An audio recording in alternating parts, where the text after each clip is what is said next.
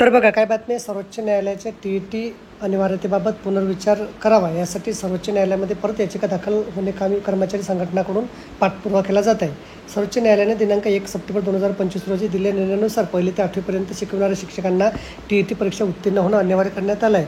सदर निर्णयाचा पुनर्विचार करावा याकरता राज्यातील जुनी पेन्शन संघटना महाराष्ट्र राज्य यांच्यामार्फत राज्य सरकारकडे पाठपुरावा करून सर्वोच्च न्यायालयात याचिका दाखल करण्याची मागणी केली जात आहे.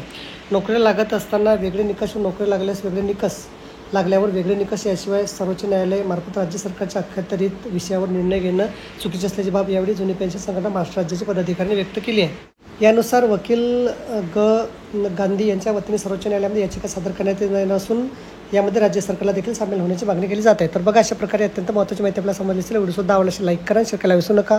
धन्यवाद.